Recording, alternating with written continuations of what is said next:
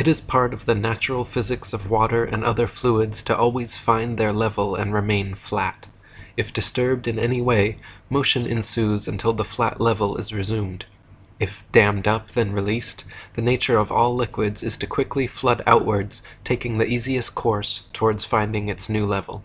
From W. T. Lynn's First Principles of Natural Philosophy, the upper surface of a fluid at rest is a horizontal plane, because if a part of the surface were higher than the rest, those parts of the fluid which were under it would exert a greater pressure upon the surrounding parts than they receive from them, so that motion would take place amongst the particles and continue until there were none at a higher level than the rest, that is, until the upper surface of the whole mass of fluid became a horizontal plane. If the earth is an extended flat plane, then this fundamental physical property of fluids finding and remaining level is consistent with experience and common sense.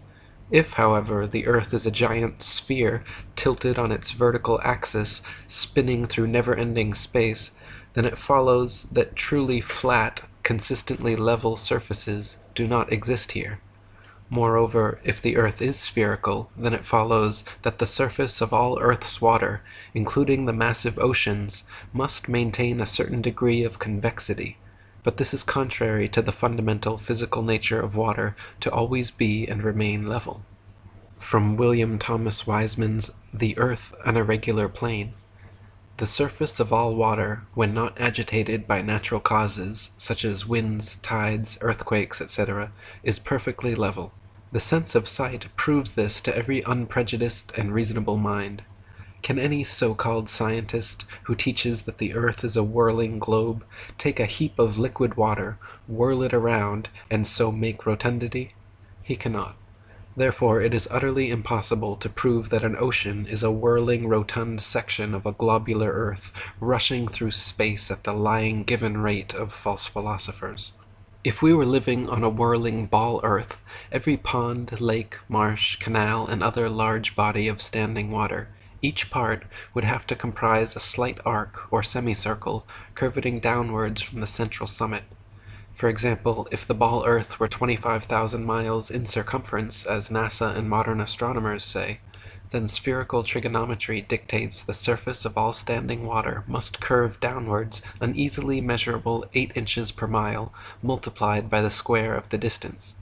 This means along a 6-mile channel of standing water, the Earth would dip 6 feet on either end from the central peak. To the benefit of true science, and to the detriment of modern astronomy's pseudoscience, such an experiment can and has been tested. In Cambridge, England, there is a 20-mile canal called the Old Bedford, which passes in a straight line through the fenlands known as the Bedford Level. The water has no interruption from locks or water gates of any kind, and remains stationary, making it perfectly suitable for determining whether any amount of convexity or curvature actually exists. In the latter part of the 19th century, Dr. Samuel Rowbotham, a famous flat-earther and author of the fine book, Earth Not a Globe, an experimental inquiry into the true figure of the Earth, proving it a plane without axial or orbital motion and the only material world in the universe, traveled to the Bedford Level and performed a series of experiments to determine whether the surface of standing water is flat or convex. Samuel Rowbotham wrote, "A boat with a flagstaff, the top of the flag 5 feet above the surface of the water, was directed to sail from a place called Welch's Dam, a well-known ferry passage, to another called Welney Bridge. These 2 points are 6 statute miles apart. The author, with a good telescope, went into the water, and with the eye about 8 inches above the surface, observed the receding boat during the whole period required to sail to Welney Bridge. The flag and the boat were distinctly visible throughout the whole distance. There could be no mistake as to the distance passed over, as the man in charge of the boat had instructions to lift one of his oars to the top of the arch the moment he reached the bridge. The experiment commenced about 3 o'clock in the afternoon of a summer's day, and the sun was shining brightly and nearly behind or against the boat during the whole of its passage. Every necessary condition had been fulfilled, and the result was to the last degree definite and satisfactory. The conclusion was unavoidable, that the surface of the water for a length of 6 miles did not to any appreciable extent decline or curvate downwards from the line of sight. But if the Earth is a globe, the surface of the 6 miles length of water would have been 6 feet higher in the center than at the two extremities. From this experiment it follows that the surface of standing water is not convex, and therefore that the Earth is not a globe. On the contrary, this simple experiment is all sufficient to prove that the surface of the water is parallel to the line of sight, and is therefore horizontal, and that the Earth cannot be other than a plane. In a second experiment, Dr. Robotham placed 7 flags along the edge of the water, each 1 mile distant from the next, with their tops positioned 5 feet above the surface. Near the last one he also positioned a longer 8-foot staff bearing a 3-foot flag, so that its bottom aligned precisely with the tops of the other flags. He then mounted a telescope at a height of 5 feet behind the first flag and took his observations. If the Earth was a globe of 25,000 miles, each successive flag would have to decline a definite and determined amount below the last. The first and second flags simply established the line of sight.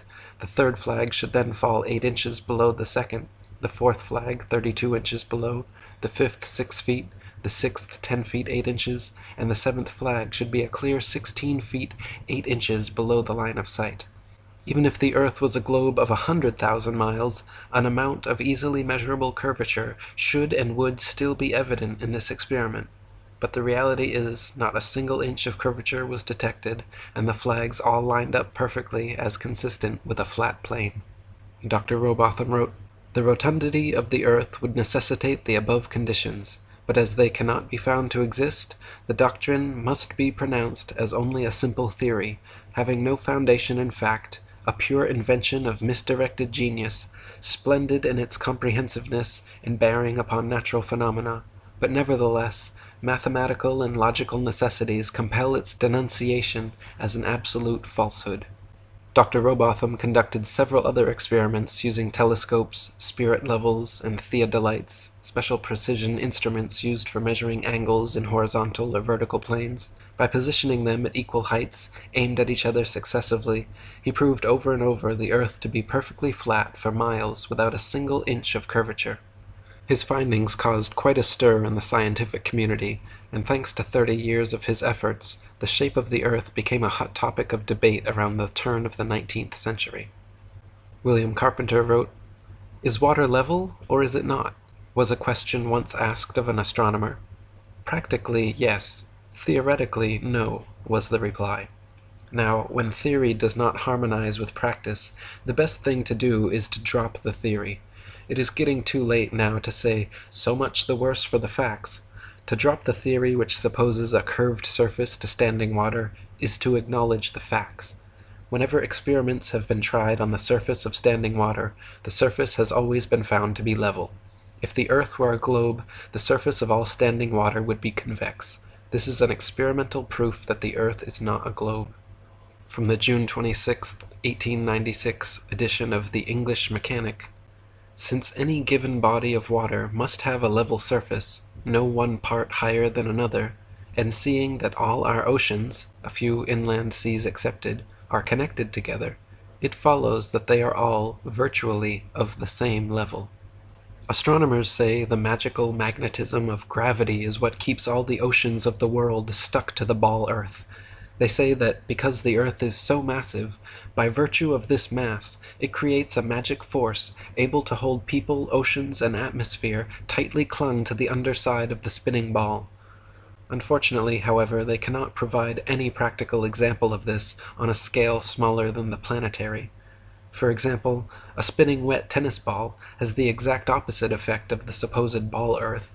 Any water poured over it simply falls off the sides, and giving it a spin results in water flying off 360 degrees like a dog shaking off after a bath. Astronomers concede the wet tennis ball example displays the opposite effect of their supposed ball Earth, but claim that at some unknown mass, the magic adhesive properties of gravity suddenly kick in, allowing the spinning wet tennis ball Earth to keep every drop of gravitized water stuck to the surface.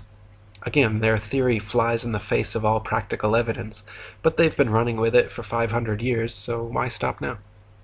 William Carpenter wrote, "If the Earth were a globe, rolling and dashing through space at the rate of 100 miles in 5 seconds of time, The waters of seas and oceans could not, by any known law, be kept on its surface, the assertion that they could be retained under these circumstances being an outrage upon human understanding and credulity.